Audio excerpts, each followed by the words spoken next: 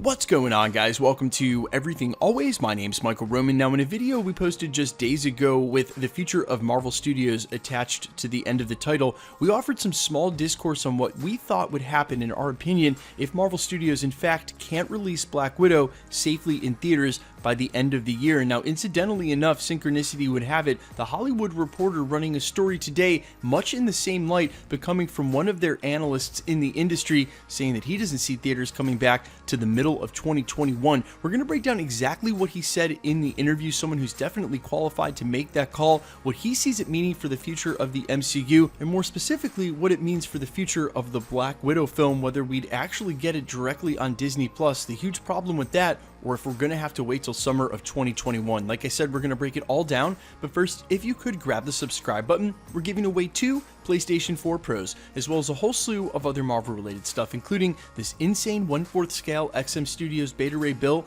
and our 3rd Infinity Saga box set. If you want to be entered to win, all you have to do, hit the subscribe button, then hit the notification bell, leave a like and a comment on this video, and if you want, stick around to the end of the video. We'll get into all the giveaway stuff again there. So, just moments ago in the prologue, I referred to the analyst who's consulted in this Hollywood Reporter story as someone who's in the industry, but to be specific, he's a stock analyst. What they do is sort of rate stocks and what's going on with companies based on how they see the landscape. Why this is super important is that he came out and said that he's cutting stock on Disney altogether because he doesn't see films or theaters back in full swing until at least midsummer of next year, 2021. This is the exact quote. We had previously assumed that where we would be right now would be relatively halted, with social distancing requirements significantly lessened by the end of 2020.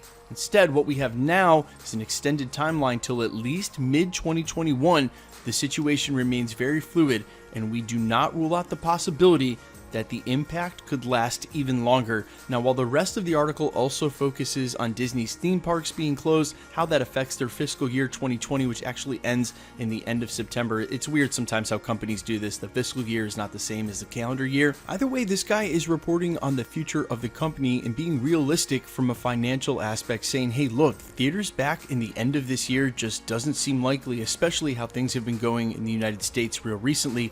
Well, what does that mean for Black Widow? Obviously, it would be best suited for the company, after an almost full year delay at this point, to go ahead and release it on Disney Plus via VOD, but we all know what happened between AMC and Regal Theaters and Universal when they decided to go ahead and release Trolls on VOD. They basically blackballed themselves out of theaters. Now listen, that's a lot of infighting between two companies that sort of rely on each other. Theaters need movies to be made so that they can sell tickets, but also movies need theaters to go ahead and show their movies so they can sell tickets as well. And what you're seeing there is two partners fighting out in the open when one is deciding to break faith with the other. But there's a good reason you haven't seen other movie studios, namely Marvel and or Disney, do anything like that, because they don't want to rock that boat. And also, I think there's a large number of us all across the industry, consumers, connoisseurs, and purveyors alike, who think that anything less than a box office release for Black Widow and a solo movie for Scarlett Johansson that's a long time coming would just somehow be less than. But by the end of the year, if theaters aren't back in full swing and it's all the way till next summer before they can recoup a box office on a film like this, Disney may be left with no other choice. Now listen, I know about all the rumors that were out there. We reported on every single one of them back at first when Black Widow was delayed and before we got an official re-release date from Marvel Studios, but that seemed to divide people into 2 very clear schools of thought. One, that Marvel Studios and Disney would never release a major motion picture like this on video on demand no matter what happens, and others who thought it was only a matter of time before that's their only option. It'll be interesting to see what the rumors and thoughts are now, considering that we may be looking at the possibility of theaters going back closed and not open till next summer.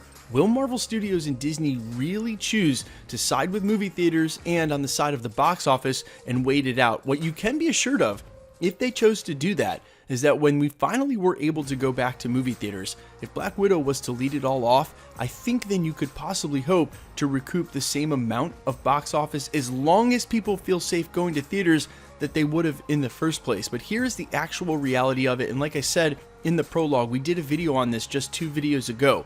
No matter what happens, all the same people, all the same actors and actresses, all the same production crew will be working on these films. And although the box offices may shrink and the numbers may shrink, it'll be the same talent involved. Either way, you don't have to worry about the future of Marvel Studios. One way or another, the content will get made, but my final thought is this: it's not going to be the same unless we can sit in a packed theater and watch these movies together. Yes, will we all watch from our couch with our loved ones and or friends, close-knit families, the people that we've been hanging out with during quarantine, and enjoy the movies just the same? Of course, but it's the camaraderie, it's the event, it's the group feeling of seeing these Marvel movies with other fans that you know are as committed to the genre and the culture as we are, that makes it feel more of a community, more like a collective.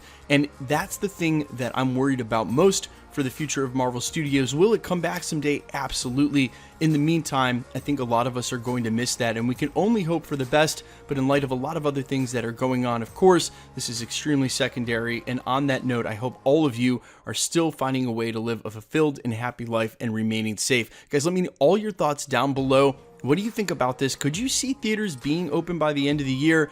If you do think they were going to be open by the end of the year, are you in fact going to go see Black Widow if it comes out in November? Is there anything that would deter you? And if not, if you think they're still going to be closed until the beginnings of next year, would you feel like it would be less than for a Black Widow franchise for them to end up putting this on VOD? Quite frankly, if we get the other Disney Plus shows, I will not mind if they hold on to Black Widow for as long as they need until we can get back to theaters. I think Scarlett Johansson deserves that. I think the Black Widow character deserves that. And I also like the delineation between major motion pictures and a video on demand release.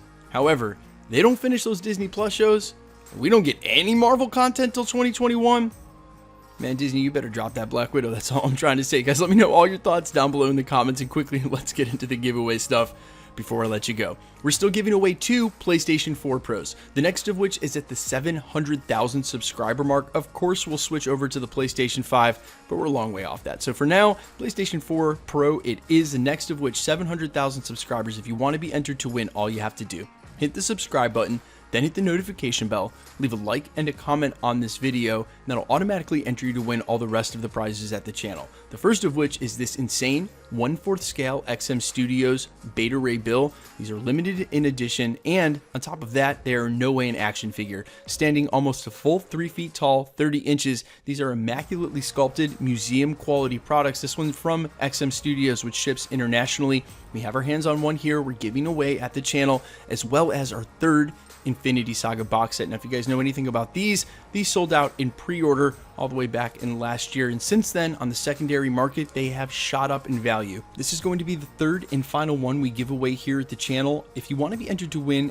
any of the prizes, all the same rules will always apply. Hit the subscribe button, notification bell with notifications turned on, leave a like and a comment on this video, and because it's truly random, the more videos you like and comment on, the better chance you have of winning. All winners will be announced at the end of videos, and if you've missed any of the previous winner announcements, no worries. All you have to do, scroll back through the channel, look for the winner announcement in the sub count in the title, click on that video and scroll to the end. My name is Michael Roman. This is Everything Always. Guys, thanks so much for checking out the channel, and stick around. We'll be posting again real soon.